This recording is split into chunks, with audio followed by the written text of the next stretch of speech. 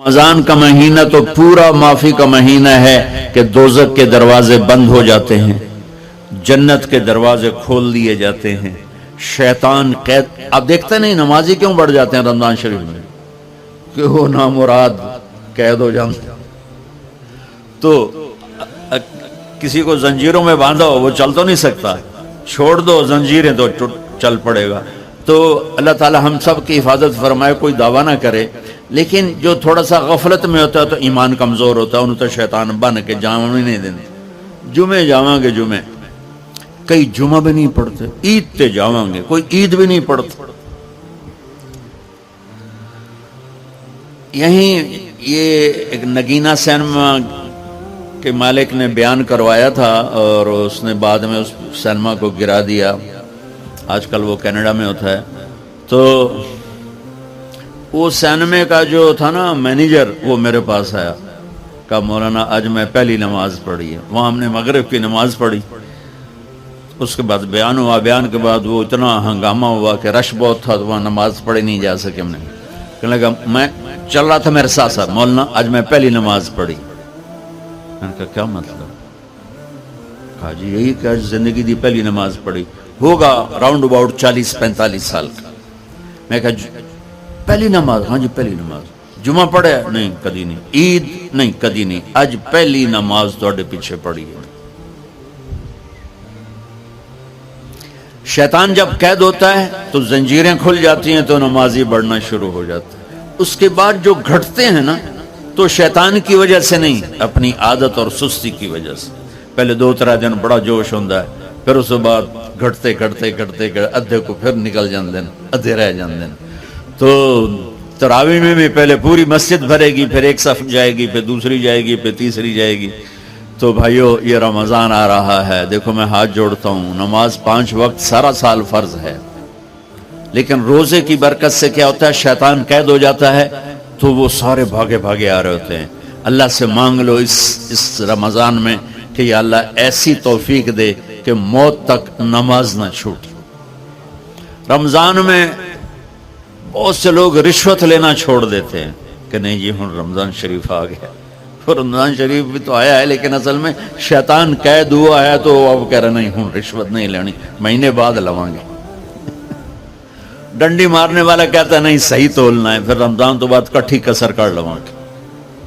وہ کیا وجہ ہے پیچھے؟ ایک تو رمضان کی برکات ہیں، اور ایک شیطان کا قید ہونا ہے، اور ایک جنت کے دروازوں کا کھل جانا، دوزخ کے دروازوں کا بند ہونا، اللہ کے عرش کا پہلے آسمان پہ مستقل ڈیرا ڈال دینا، اور پھر اعلان کرنا ہے کوئی بخشش آنے والا ہے، کوئی معافی مانگنے والا ہے، کوئی توبہ کرنے والا ہے، کوئی جنت مانگنے والا ہے، کوئی دنیا مانگنے والا، آؤ مانگو. اور ایک فرشتہ اعلان کرتا ہے اے بھلائی کے چاہنے والے شاباش آگے بڑھ، اور دوسرا فرشتہ اعلان کرتا ہے اے برائی کے کرنے والے بس کر اور واپس آ جا، بس کر اور واپس آ جا. رمضان کا مطلب ہے جل جانا. رمضان کے لفظ کا مطلب ہے جل جانا. جلنے کا مطلب کیوں ہے اس میں؟ کہ رمضان میں اللہ سارے گناہوں سے اپنے بندوں کو پاک کر دیتا ہے اور ان کے گناہوں کو جلا دیتا ہے، جس سے وہ پاک ہو کر سونا آگ میں جل کے خالص ہو کے باہر آتا ہے. روزہ رکھنے والا بھوک کی آگ میں جل کے خالص ہو کے باہر آ جاتا ہے، اللہ اس کے سارے گناہ معاف فرماتا ہے. دھیان نال سنیں، سب سے اعلیٰ درجے کا مسلمان، میرے نبی کا جواب، جو سارا دن مصلی پہ بیٹھا رہے، جو ہر سال حج عمرہ کرے، جو مسجد سے نہ نکلے، جو رات کو قرآن پڑھے، دن میں روزے رکھے. نہیں، سنو غور سے سنو، من سلم المسلمون لسانہ ویدہ، سب سے اعلیٰ درجے کا مسلمان فیصلہ بات کا وہ ہے جو اپنے مسلمانوں کو تکلیف نہ پہنچائے، جو ہاتھ اور زبان سے کسی کو تکلیف نہ پہنچائے، وہ سب سے اعلیٰ درجے کا مسلمان ہے. سبحان، کیا بات. میرے نبی سے ایک صحابی نے پوچھا یا رسول اللہ، ہمارے محلے میں ایک خاتون رہتی ہے، رات کو تہجد پڑھتی ہے، دن میں روزے رکھتی ہے، پر اس کی زبان بہت سخت ہے، بہت بےزتی کرتی. آپ نے کہا جہنم میں جائے گی. کہا جی ایک خاتون ہے جو نہ نفلی روزہ، لیکن اس کی زبان کا بول بڑا میٹھا ہے، کہا وہ جنت میں جائے گی. تو سب سے اعلیٰ درجے کا مسلمان کون ہے جو کسی کو تکلیف نہ پہنچائے؟ پھر اس نے پوچھا ای الایمان افضل، سب سے اعلیٰ درجے کا مومن کون ہے؟ تو آپ نے فرمایا حسن الاخلاق، جس کے اخلاق اچھے ہوں وہ سب سے اعلیٰ درجے کا ایمان والا ہے. کیونکہ تکلیف نہ پہنچانا اخلاق کی ایک صفت ہے، اور اخلاق کی بے شمار اقسام. میرے نبی نے فرمایا اچھے اخلاق 360 صفات کا نام ہے. ایک صفت بھی کسی مسلمان مرد عورت کے اندر ہوگی تو جنت میں چلا جائے گا. سامنے ابو بکر بیٹھے تھے، کہنے لگے یا رسول اللہ کو میرے اندر بھی ہے؟ تو آپ نے فرمایا تیرے اندر ساری ہے، ساری تیرے اندر ساری. تو ابتدا بھی بتا دی، انتہا بھی بتا دی. اور عبادت بھی مسلمان کو اخلاق تک پہنچاتی ہے. اب سنو قرآن سے، اللہ تعالیٰ انسان کسے کہتا ہے؟ ایمان والوں کو. ان الذین کفروا من اہل الکتاب والمشرکین فی نار جہنم خالدین فیہا اولئک ہم شر البریہ. سب سے بدترین مخلوق وہ ہے جو اللہ کو نہ مانے، جو اللہ کے دین کو نہ مانے. آپ نے کہا وہ سب سے بدترین مخلوق. تو لا الہ الا اللہ محمد رسول اللہ ہمیں انسانیت میں داخل کرتا ہے. انسان ہے ہی وہ جو لا الہ الا اللہ محمد رسول اللہ کا کلمہ پڑھتا ہو میرے رب کے نزدیک. نماز کیا ہے؟ نماز کیا ہے؟ بول بھائی. ہاں، میرا اللہ کہتا ہے ان الصلاۃ تنہا. اب بھائی نہیں چل رہا.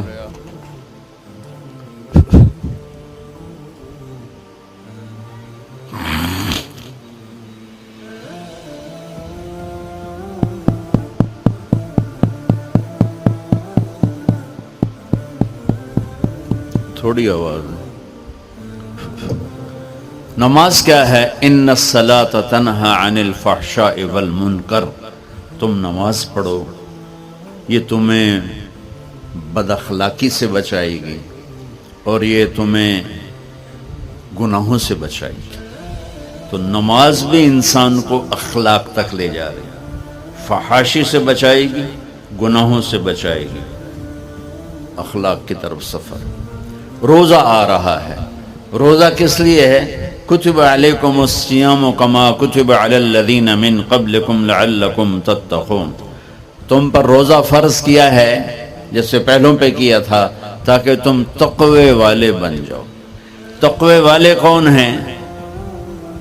وسارعوا الی مغفرۃ من ربکم وجنۃ عرضها السماوات والارض اعدت للمتقین. کہ میرے بندو دوڑو جنت کی طرف جو تقوی والوں کے لیے. متقی کون دن تقوی والے یا اللہ کا؟ الذین ينفقون فی السراء والضراء کا جو میرے نام پہ سخاوت کرتے ہیں، چاہے تنگ دست ہوں چاہے پیسے والے ہوں، چاہے تھوڑا مال ہوئے چاہے زیادہ مال ہوئے، وہ میرے نام پہ خرچ کر دیں. الکاظمین الغیظ جو غصے کو پی جاتے ہیں. والعافین عن الناس اور جو لوگوں کو معاف کر دیتے ہیں. اللہ تعالیٰ کہہ رہا ہے یہ تقوی والے ہیں. تو روزہ بھی اخلاق پہ لے جا رہا ہے. فمن فرض فیہن الحج فلا رفث ولا فسوق ولا جدال. میرے رب نے کہا حج کا ارادہ کر لیا ہے تو زبان کی گندی، زبان کا گندا لہجہ اور زبان کے گندے بول سے بچو، لڑائی سے بچو، گناہوں سے بچو. تو حج بھی میٹھے بول پہ لا رہا ہے، لڑائی سے بچنے پہ لا رہا ہے، نافرمانی سے بچنے پہ لا رہا ہے. خذ من اموالہم صدقۃ تطہرہم وتزکیہم بہا وصلی علیہم. میرا رب فرما رہا ہے میرے محبوب ان سے زکوٰۃ لیں اور ان کو پاک کریں اور ان کا تزکیہ کریں، ان کو ایک اچھا انسان بنائیں۔ زکوٰۃ ہو اخلاق بنتے ہیں، روزہ ہو اخلاق بنتے ہیں، حج ہو اخلاق بنتے ہیں، نماز ہو اخلاق بنتے ہیں، کلمہ ہو انسان بنتا ہے۔ یہ اتنا زور کیوں دیا ہے اخلاق پر کہ میرے بھائیو، اچھا معاشرہ جو وجود میں آتا ہے وہ ایک دوسرے کو معاف کرنے سے وجود میں آتا ہے۔ مسجد نماز کے لیے ہے، اور نماز ایک انفرادی عمل ہے جو کر کے میں گھر چلا جاتا ہوں، دفتر چلا جاتا ہوں، پڑھوں نہ پڑھوں، نہ پڑھنے کا گناہ مجھ پر، پڑھنے کی نیکی مجھ پر۔ لیکن اگر میرے اخلاق برے ہیں، روزہ میری چیز ہے، رکھوں اجر، نہیں رکھوں پکڑ، زکوٰۃ دے دوں اجر نہ دوں پکڑ، حج کر لوں اجر نہ کروں پکڑ، صرف میری ذات سے کے گرد ہے نماز بھی، روزہ بھی، حج بھی، زکوٰۃ بھی۔ لیکن برے اخلاق جتنا معاشرے میں میرا اثر ہے وہاں سب تباہی پھیلا دیں گے، اور اچھے اخلاق جتنا معاشرے میں میرا اثر ہے وہاں خوبصورتی کو پھیلا دیں گے۔ عبادت چھپ جاتی ہے۔ میں نے فجر پڑھی ہے کہ نہیں پڑھی آپ کو پتہ ہے؟ بولو، آپ نے پڑھی ہے یا نہیں پڑھی؟ مجھے کوئی پتہ ہے نہیں ہے۔